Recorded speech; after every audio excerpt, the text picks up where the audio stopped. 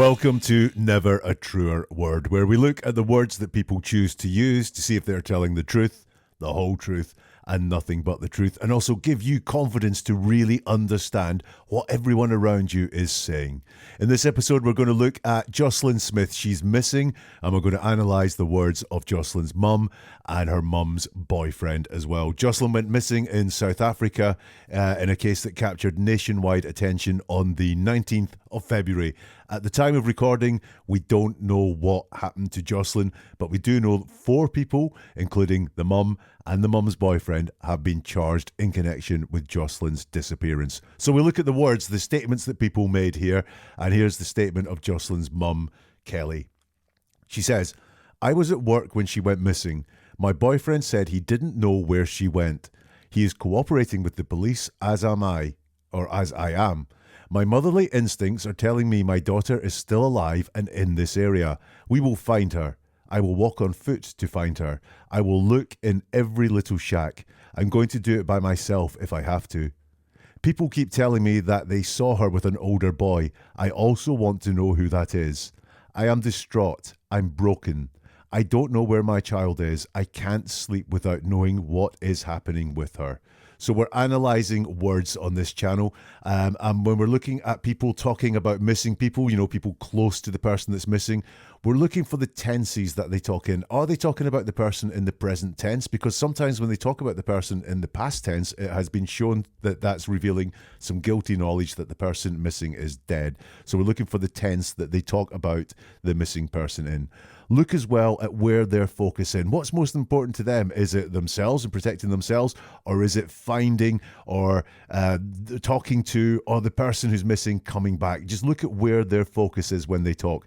And also, really important, watch out for resumes and storytelling. Resumes are when someone starts telling you what a great person they are, even though that's got no relevance to the person missing whatsoever. Often a parent will say what a great parent they are, or friends will say what great friends they are, when really what they're trying to do is get across this impression of, look how great I am. I can't have anything to do with this disappearance. And storytelling, are they just telling us what has happened in logical events, or are they really selling us a story and trying to convince us that what they're saying is what really happened? So we're going to look at that in the words of Joslin's mum and also the mum's boyfriend. If you've got anything to say, by the way, drop a comment or get in touch on social media, because I'm always interested in any observations or questions that you have around the analysis that we do here.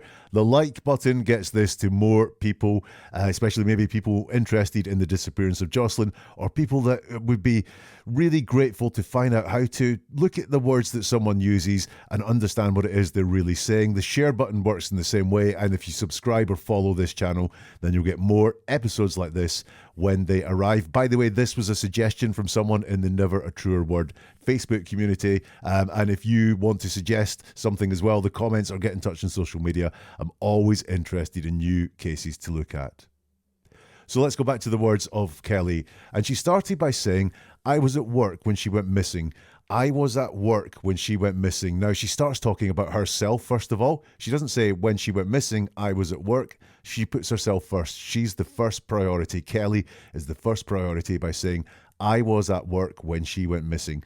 That's interesting. Not any one thing I'm going to point out means that this Kelly had something to do with the disappearance, but we're going to see how many different things we can spot and see if we can see a trend, a pattern, a cluster of indications. So I was at work when she went missing. She's talking about herself first. And is this possibly the storytelling? Is this setting up an alibi, perchance? I mean, I was at work. That could be a resume statement, because it's not I was at the pub or I was out at the gym. I was at work. I was doing something virtuous. I was earning money to look after the family. And it's I was at work when she went missing, which leaks that she knows exactly when Joslin went missing. Even though she wasn't there, even though she wasn't there in her words, she knows exactly when Joslin was missing, because she knows she was at work. She wasn't traveling to or from work or on a lunch break or anything like that. She was at work when she went missing.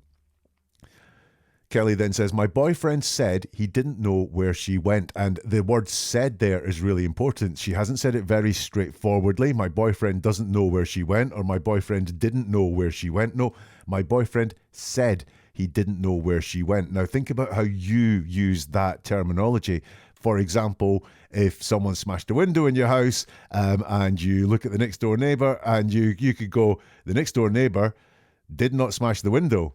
If you didn't think the next door neighbour smashed the window. However, if you asked the next door neighbour and they said no, and you didn't believe them, then when you're talking to someone else about that, you might say, well, the next door neighbour said he didn't smash the window. And this is what I think is going on here. She doesn't believe the boyfriend. My boyfriend said he didn't know where she went. So I think there is some split here. I think potentially, though, maybe she's trying to throw the boyfriend under the bus. But definitely there is some distance between her and the boyfriend. My boyfriend said he didn't know where she went.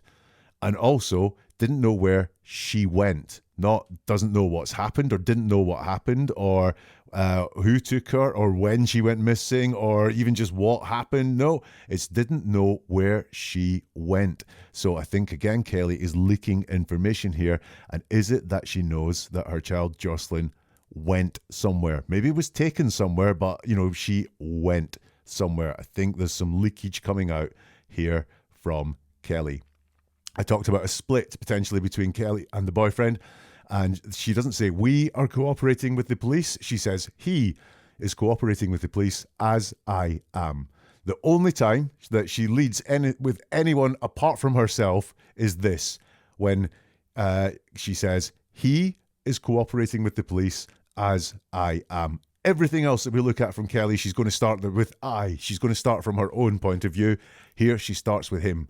And he's cooperating with the police as I am. Not we are cooperating with the police. So I think there's a bit of a friction there. There's a bit of distance between them. And also cooperating with the police. Now look, your daughter is missing. You're desperate to find her. You're desperate for her to come home. Do you have to tell us that you are cooperating with the police? Cooperating with the police is what bad people do. Yeah? Not what good people do. Actually, if your daughter went missing, the police would be helping you. They would be helping you find out what has happened. Instead, they are cooperating with the police. And why do you have to tell us you're cooperating with the police? Why would you not be cooperating with the police? Very, very interesting word choices there. More from Kelly. She continues, my motherly instincts are telling me my daughter is still alive and in this area. We will find her. I will walk on foot to find her. I will look in every little shack. I'm going to do it by myself if I have to. So once again, she starts with herself. My motherly instincts are telling me my daughter is still alive. Why do you have to tell us why you think your daughter is still alive? Why do you have to explain why it is that you have to say you think your daughter is still alive? My motherly instincts. Is it because you know she's still alive? But you can't just come out and say, I know she's still alive, because then you're admitting that you know what has happened. So you have to prioritize the lie, the deception, my motherly instincts. Highly possible that's what's happening here. And my daughter is still alive. Interesting word choices there. It's in the present tense. My daughter is still alive. So there's some good present tense there. If you just took that phrase on its own, my daughter is still alive, is in the present tense. Reassuring, still alive. Not just my daughter is alive, but still alive. Has there been some doubt about it? Well, interesting word choice. In this section, Kelly uses proximity twice in two very different ways. She says, my daughter is still alive and in this area, so close by. We will find her. I will walk on foot to find her. So if it's somewhere you walk on foot, it's got to be fairly close as well. So I think there are two very different ways of saying that she thinks that Joslin is close to her. Interesting that she's mentioned that twice. Look what she talks about herself again. I will walk on foot to find her. I will look in every little shack. I'm going to do it by myself if I have to. Very solo actions. Again, if you notice, she is talking about herself and what she will do. Although she does start off that whole section by saying, we will find her. But once she said, we will find her, she only talks about what it is that she is going to do to find Joslin. And she says, I'm going to do it by myself if I have to. What's going on there? I'm going to do it by myself if I have to. Again, is this split with the boyfriend? Does she want help and support from him, but thinks she's not going to get it? Or does she think she's being lied to, or he's not really being as helpful as he could be? She wants him to be helpful. They're in the relationship together, but if he isn't going to man up and help out here, I will do it by myself if I have to. Kelly continues by saying, people keep telling me that they saw her with an older boy. I also want to know who that is. This has got some real deceptive language, potential deceptive language in it. She starts by saying, people keep telling me that they saw her with an older boy. Now, when someone says what people are doing, it's highly likely that's deceptive. It's not specific at all. We can't go and speak to these people because they haven't been identified in any way whatsoever. If it was people in the village, people I know, people in my family, we would be able to narrow that down and go and check this a bit. But no, it's just people in general, and you will see that a lot on social media. When someone wants to make a point but they don't feel their point is strong enough, or they'll get laughed at for making the point alone, they say, people feel this way, or people tell me this is happening, when really they haven't. So always big red flag. Always, if someone tells you people are telling them something or people have experienced something, just dig in a little bit deeper and see if people really are doing that, or if it's one person or a couple of people and not this big overarching general people. So when she says people keep telling me they saw her with an older boy, I got a red flag. I would need to know more to be convinced that that's happening, especially as she says people keep telling me. Okay, so it's not just some people have told me that they saw her with an older boy or she was seen with an older boy. No, it's keep telling me. So again, that seems to be that she's trying to up this in intensity. It's not just one person that said it, it's people keep on saying it. So it must be true, because if people, this wide thing, people keep telling her, they don't just tell her once, but loads and loads of people keep telling her.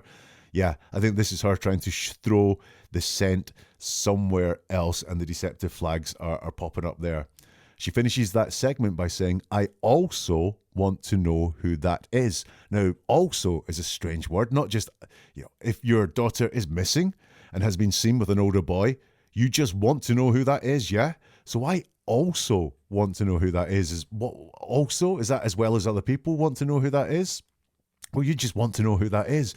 So is there someone else that you want to know who it is? Is that the also? Kind of like, I want to know who has taken Joslin, or who has taken Joslin away from me, but I also want to know this older boy. What is the meaning behind that word also? Another red flag in what Kelly is saying. She says, I'm distraught. I'm broken. I don't know where my child is. I can't sleep without knowing what is happening with her. Once more, her focus is on herself. Her concern is for herself. Not, I can't sleep because she may be suffering. She's without her mum. She might be frightened. She might be in real danger. No, I'm distraught. I'm broken. I don't know where my child is. I can't sleep without knowing what is happening to her. No concern for the missing daughter at all. The concern is all for herself. Just as a little guide here, though, if you look at what she says, it's very straightforward. And when something's very straightforward, when you can understand what it means really simply and it's said in few words, that tends to be a good pointer that something is believable. I am distraught. Believable. I'm broken. That's believable too. I don't know where my child is. That's very believable. It tells you something that she's experienced or feels. I don't know. And then she explains what it is, where my child is. I don't know where my child is. So these things are all very believable. I believe she's distraught. I believe she's broken. I believe she doesn't know where her child is. I can't sleep without knowing what is happening with her. Again, we're looking at some reassuring things here. She talks in the present tense about Joslin here. I don't know where my child is. Present tense, not was, but is. And I can't sleep without knowing what is happening with her, which is, again, present tense, is and happening. I can't sleep without knowing what is happening with her. But once again, we've got some leakage here that she is aware that something is happening with her at that time, so It's not that potentially Joslin has tripped, fallen, and is just lying there waiting for someone to find her because she's had an accident, she's letting us know that something is happening with Joslin right there, right now. But the biggest thing I got from all those words in that press statement that Kelly gave was her preoccupation with herself. She started most sentences with I or my, and she spoke about herself just so often.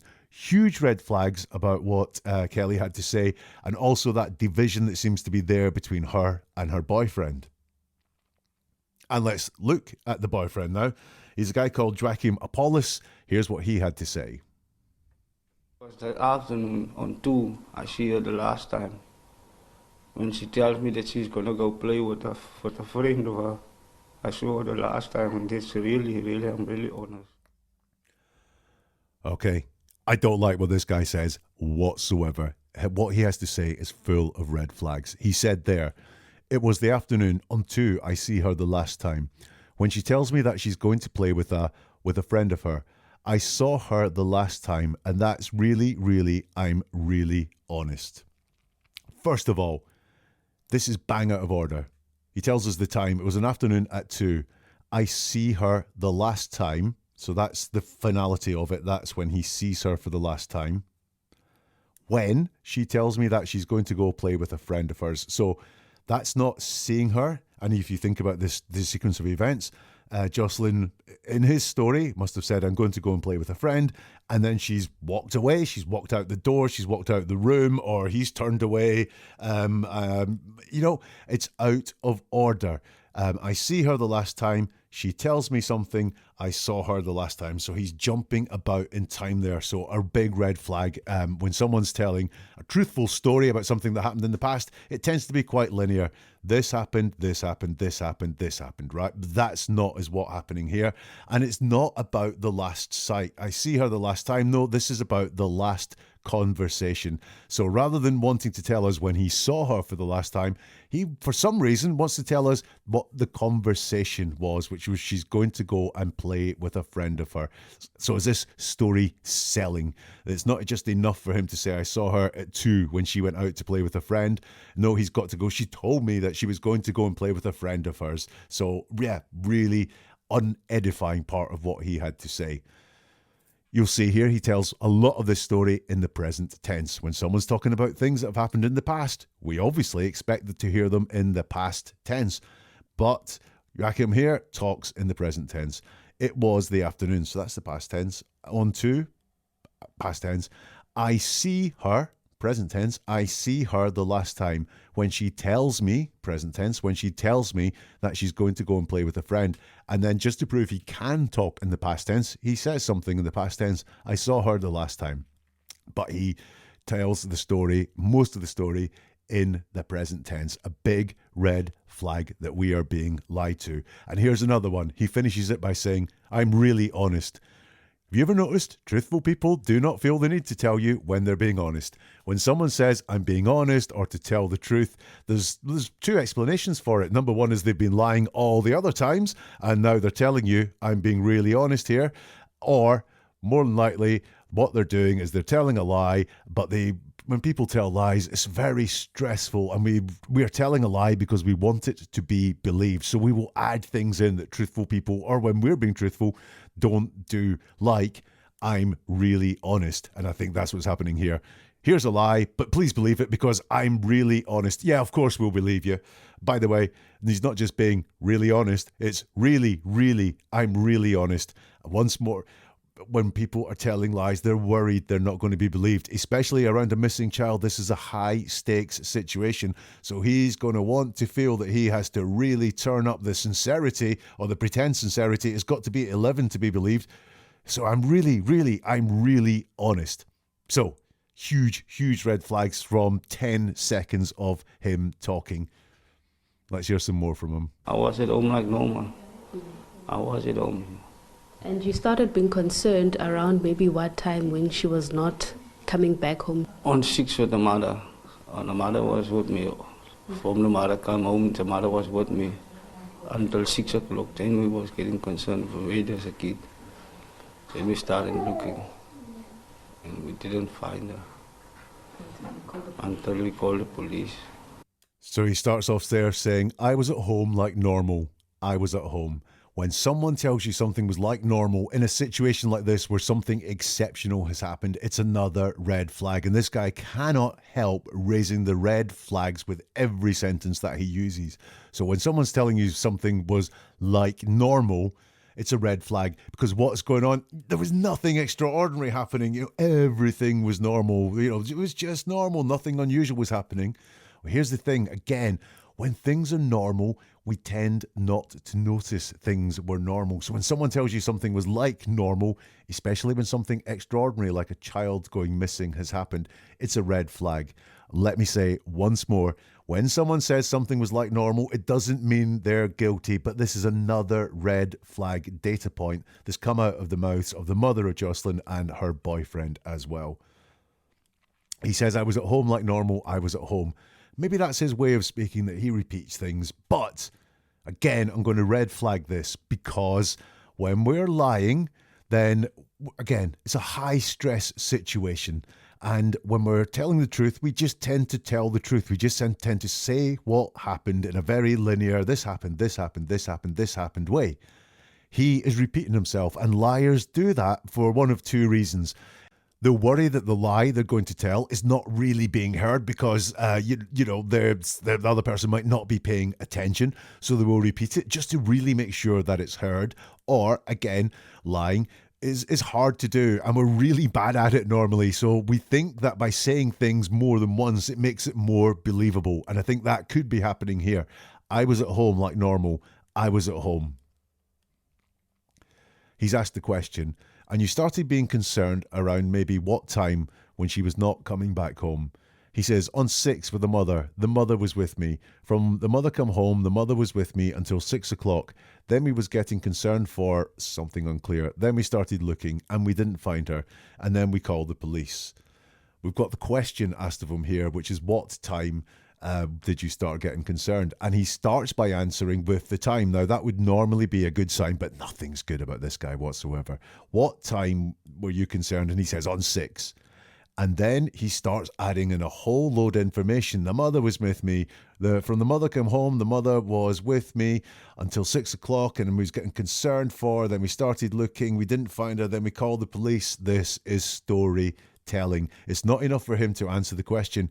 You started being concerned around what time? We started getting concerned around 6. We'd expected her home by then. No, he has to go into this storytelling to put all this more information. What can happen when we're lying? We have to prepare a lie beforehand. And we're really certain of what it is we're going to say. And so when we're asked the question, we may answer that question, but then we'll tell the lie or we'll tell the story we've prepared because we've prepared it. I'm really sure of what it is I'm going to say. And so maybe that is what's happening here. But it's really suspicious that he's asked on what time, and he says on what time, but then he says what he was doing and who he was with. This is storytelling here. And look, how much does he want to make it clear that this is the repetition thing going on again, that he was with the mother, he was with Kelly? What time were you concerned? Whoa, at 6, with the mother. The mother was with me. The mother was with me until 6 o'clock. He really, really wants us to know that he was with the mother at that time. And then, unlike her, he's not talking about himself here. He goes on to say, until 6 o'clock, then we was getting concerned. Then we started looking and we didn't find her. And then we called the police. So he really wants to show that they were together, and he really wants to show that they were acting together. Now, we've got that split between the mother and between the boyfriend, where she is talking very much on her own and maybe creating a bit of distance between the boyfriend, and he is very much saying that she was with me and that we were acting together. We don't know what the truth is there, but it could be that she is trying to distance herself from what has happened, or she has some suspicions about what has happened, or wants to really throw him under the bus, and he maybe is just letting it come out that these things all happened together. We were doing them together. So that's what's going to come out in my language. But the fact that, or maybe he feels he's been thrown under the bus, which is why he's saying she was with me, we were concerned, we didn't find her. Whichever it is, don't like it. Some more examples of storytelling. He uses, we didn't find her, and then we call the police. And then is a thing we use in speech to jump over things in time. We often use it for brevity. I was driving down the motorway, and then a car pulled out in front of me, rather than I was driving down the motorway, and I was driving in this lane, and I went for 5 miles in this lane, and we don't need to say all that detail, so we just say, I was doing this, and then something happened. When something as important as this, we didn't find her, and then we call the police. We didn't find her, and it's a jump in time, something that he doesn't want to tell us, and potentially that's not because of brevity. Potentially there's an action, there's an event, there's some decision made there that they were going to call the police. He's not clear either, because he says that they got concerned at 6, and if you keep reading it, we got concerned for her, so we started looking and we didn't find her, and then we called the police. So we. So at 6 o'clock we got concerned, then we did things. But then he does say the mother was with me until 6 o'clock. So does that mean that she wasn't with him after 6 o'clock? Again, it's just not very clear storytelling from Jackim there. And those are the statements of the mother and the mother's boyfriend of Joslin Smith. So what conclusions do I got? Well, I think at the point of the interview or the statement that she gave, I think the mother believes Joslin is alive, or at the time she believed Joslin really could be alive, or had it in her head that Joslin is alive. She talked about her in the present tense and talked about going out and looking for her nearby and finding her. However, the mother's focus is entirely on herself, showing herself to be a good person who will do a lot, but she's painting herself out as the victim here. The mother no concern stated for Joslin whatsoever in that mother's statement. But she does show signs that she knew or was complicit in the disappearance of Joslin. Boyfriend, no time for Jackim whatsoever. He is telling deceptive stories. And if someone is telling deceptive stories around a child going missing, that's bad news. And again, he shows no concern for Joslin whatsoever. His only concern is telling these deceptive stories. So I said they've been charged with trafficking. No word on what happens to Joslin. Let's hope for a safe return for Joslin. But I think that absolutely right that these guys have been charged, and I cannot wait to see what the trial brings. So a bit of recap on what you should be looking out for to get more confidence in analysing the words of people in your everyday life. Look at tenses. We saw the tenses people use. Give away a couple of things there. We saw that Kelly was talking about Joslin in the present tense, which makes me think that she thinks or thought at that time that Joslin was still alive. But we also saw that Jackim talked in the present tense when he was telling a story from the past, an indication that it could be deceptive. Look at the focus of attention. Certainly with Kelly, we saw very much the focus of her attention was on herself and saving her ass. And resumes and storytelling. We saw plenty of storytelling, I think, from both of them, and a bit of resume about what a good person I am. I was concerned I did all this searching. So those are things to remember when you're looking at the words of people, with some specific focus there on people close to someone that has gone missing. If you like this, the like button will get this to more people and will repay the hours that this has taken to put together. It'll take you 1 second to press that like button to repay the hours that this has taken to put together and the analysis that's gone into this. Please feel free to share with anyone that you know is interested in the Joslin Smith story, in missing people in general. This could really help some of them understand what's being said by those close to someone who is missing. If you've got any comments or observations, then leave them on this here, if you can, on this platform, or get in touch on social media. And the subscribe or follow buttons mean you will get more content like this, new episodes whenever they arrive. NeverAtruerWord.com is the website where you will find more podcasts, more videos. You can sign up for the newsletter. You can connect on just about every social platform going. And if you are one of the few that wants to take a deeper dive into really understanding the words, then there are a couple of books that you can purchase there again. NeverAtruerWord.com. And we'll see you for another episode soon from Never a Truer Word.